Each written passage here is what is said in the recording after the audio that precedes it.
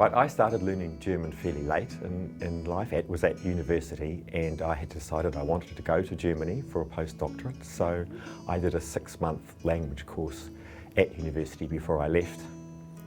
So that was my first introduction to German. German, the language helped me a lot when I had a job, a research job in a brewery here in New Zealand, and I did a lot of translation of papers for my work colleagues. And of course, Germany being the home of brewing, it was a real help. Going to Germany opened my eyes to different cultures and really opened, coming from a small island in the middle of nowhere to seeing the whole of Germany. It was just, it developed my whole life, I think, and it formed my whole life being there. It was a great period of my life. I think of it often, even now, so many years later.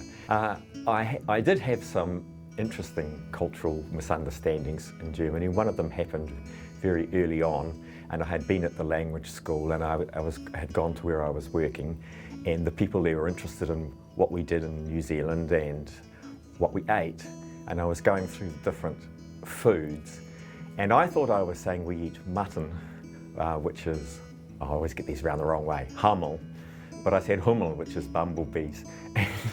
And people looked at me like, yeah, he could be serious. We don't know a lot about that country. Maybe they do eat bumblebees. And I carried on oblivious to the fact, or someone told me later on what I said.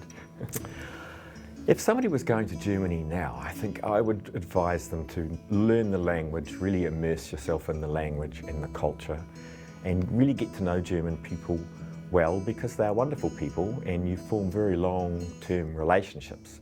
I think you've got to think of these things more than just developing your career, but in helping to develop your life and your whole outlook on life, and that's the most important thing, I think, to me.